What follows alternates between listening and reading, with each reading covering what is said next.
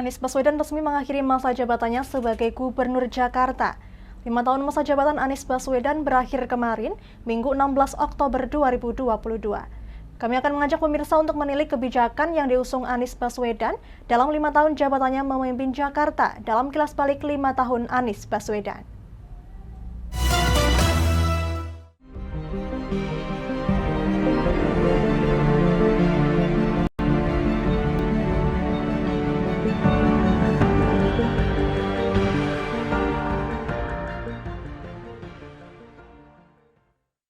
Lima tahun masa jabatan Anies Baswedan sebagai Gubernur DKI Jakarta berakhir pada 16 Oktober 2022. Dan berikut sepenggal kilas balik Anies Baswedan memimpin ibu kota selama 5 tahun terakhir. Jakarta International Stadium atau JIS. Jakarta International Stadium atau JIS adalah salah satu peninggalan di era kepemimpinan Anies Baswedan. Pembangunan Stadion JIS ini dilakukan di tanah yang dulunya telah dijanjikan oleh Gubernur DKI Jakarta Fauzi Bowo. Kemudian pada tahun 2017, Anies Baswedan melanjutkan estafet kepemimpinan Gubernur DKI Jakarta dengan menggaungkan pembangunan stadion sepak bola kelas dunia di Indonesia yang dinamakan Jakarta International Stadium. Stadion yang dibangun dengan APBD senilai 4,5 triliun rupiah dan memiliki kapasitas 82.000 penonton ini juga meraih 3 rekor muri, seperti lifting struktur atap stadion dengan bobot terberat, stadion pertama yang menggunakan atap buka tutup, Stadion Green Building dengan sertifikasi platinum pertama di Indonesia.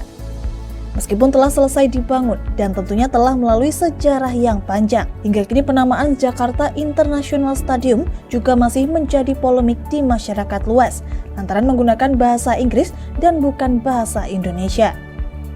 Terlepas dari hal tersebut, kini Jakarta International Stadium sudah dapat digunakan sebagaimana mestinya, seperti pertandingan sepak bola, peringatan hari besar, serta pagelaran konser.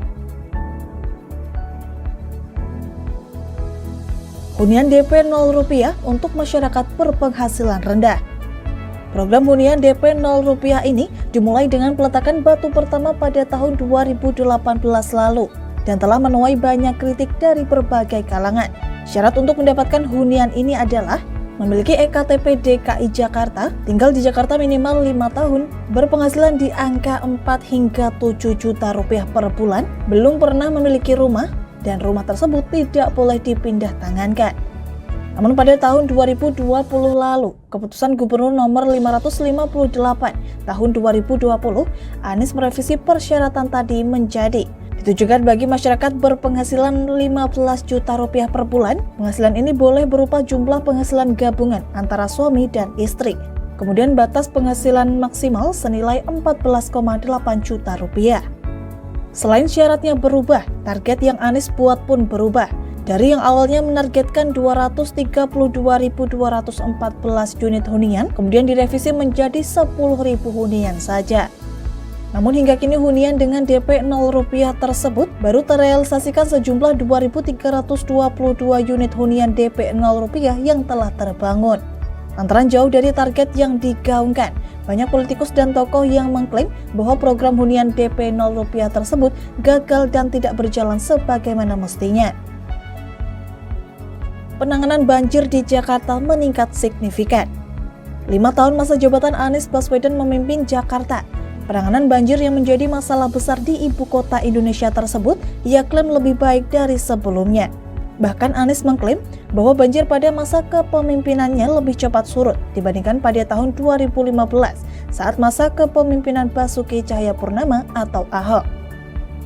Dan berikut upaya Anies Baswedan dalam pengendalian banjir di ibu kota Jakarta yang tidak berorientasi pada betonisasi. Program gerebek lumpur di 5 wilayah kota administrasi, yaitu kegiatan pengurukan lumpur yang dilakukan secara masif di danau, sungai, waduk yang ada di Jakarta.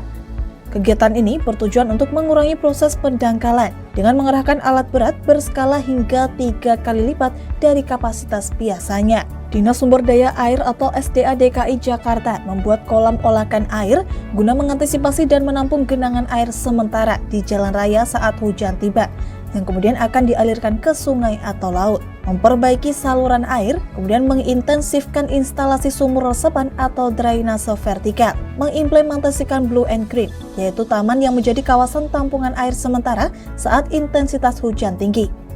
Kemudian menyediakan alat pengukur curah hujan dan perbaikan pompa. Pemprov DKI Jakarta juga merehabilitasi 9 polder dan peningkatan kapasitas 2 sungai, yaitu Kali Besar dan Kali Ciliwung.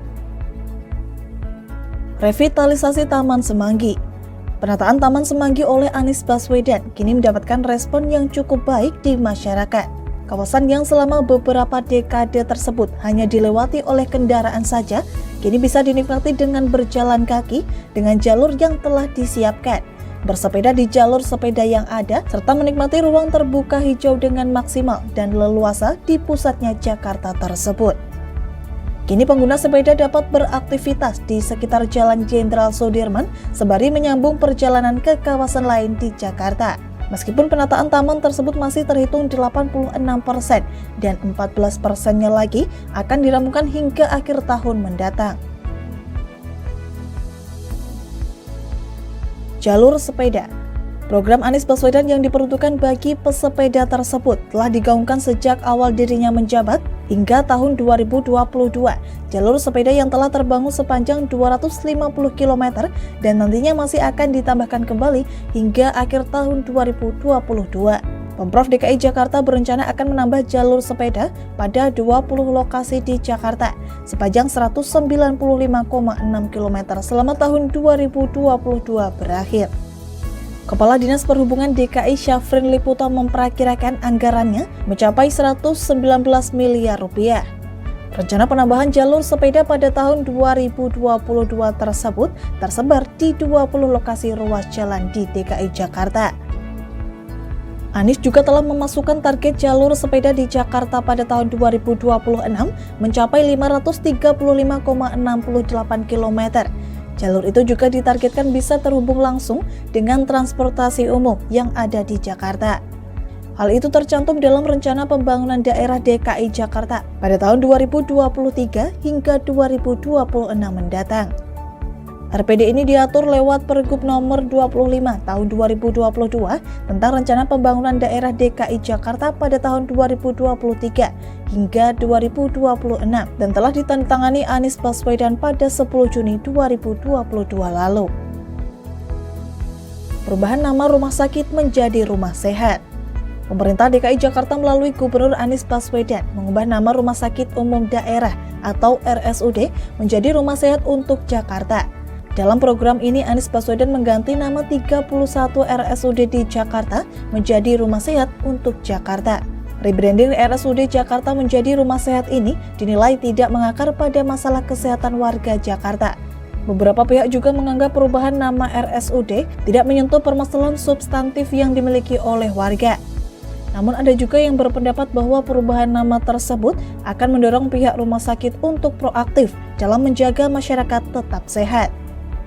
Menurut Anies Baswedan, penjenamaan atau rebranding ini dilakukan dengan tujuan untuk mengubah pola pikir warga tentang rumah sakit, sehingga dengan penggantian tersebut, rumah sehat diharapkan tidak hanya didatangi saat dalam keadaan sakit saja, melainkan ketika dalam kondisi sehat.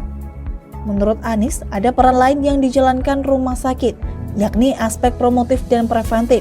Hal tersebut dilakukan agar rumah sakit ikut mengambil peran membantu warga melakukan pencegahan penyakit, sekaligus mempromosikan hidup sehat di lingkungannya. Formula E. Gelaran Formula E yang tentunya menjadi acara monumental di era Gubernur Anies Baswedan tetap digelar. Meski menimbulkan pro kontra di kalangan politikus, balapan mobil listrik tersebut digelar di Ancol, Jakarta Utara pada 3 hingga 4 Juni 2022 lalu. Pembangunan sirkuit Formula E di Ancol menggunakan anggaran senilai 60 miliar rupiah. Dalam hal ini Anies mengklaim bahwa gelaran Jakarta X-Prix tersebut adalah yang tersukses. Menurutnya gelaran Formula E tersebut telah memberikan dampak ekonomi yang sangat signifikan yang mencapai 2,6 triliun rupiah. Jaklingko. Jaklingko Indonesia merupakan perusahaan patungan antara PT MRT Jakarta Perseroda, PT Jakarta Propertindo Perseroda, PT Transportasi Jakarta dan PT Moda Integrasi Transportasi Jabodetabek. Jaklingko Indonesia mengintegrasikan sistem pembayaran, tarif dan rute di MRTJ, Transjakarta, LRT Jakpro, KCL, dan Ralink. Jaklingko Indonesia mulai direncanakan pada 15 Juli 2022 oleh Gubernur DKI Jakarta Anies Baswedan, Menteri BUMN Republik Indonesia, dan Menteri Perhubungan Republik Indonesia pada seremoni penandatanganan SHA oleh para pemegang saham. Berdasarkan Pergub DKI Jakarta nomor 63 tahun 2020 tentang penugasan kepada BUMD untuk menyelenggarakan sistem integrasi pembayaran antar moda transportasi. Jaklingko merupakan sistem transportasi berintegrasi baik rute, manajemen, maupun pembayarannya. Integrasi ini meliputi bus besar, medium, dan kecil, Transjakarta, dan juga transportasi berbasis rel seperti MRT dan LRT. Nama Jaklingko diambil dari dua makna, yaitu Jak yang berarti Jakarta dan Lingko yang berarti jejaring atau integrasi, yang diambil dari sistem persawahan tanah adat di Manggarai, Nusa Tenggara Timur. Oleh sebab itu, kini Dinas Perhubungan DKI Jakarta menobatkan Anies Baswedan sebagai Bapak Integrasi Transportasi Jakarta. 5 tahun memimpin Jakarta tentunya mendatangkan banyak kritik dan pujian dari apa yang dirinya lakukan. Kini di berbagai daerah di DKI Jakarta bermunculan spanduk-spanduk dan banner yang dipasang oleh warga yang bertujuan untuk memberikan ucapan terima kasih kepada Gubernur DKI Jakarta Anies Baswedan.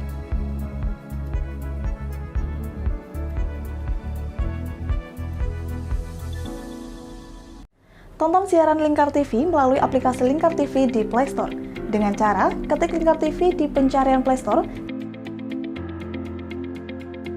kemudian tekan install. Mudah bukan? Nikmati tayangan-tayangan menarik dari Lingkar TV kapanpun dan dimanapun Anda berada. Tinggal tekan menu Lingkar TV di HP Anda dan selamat menonton!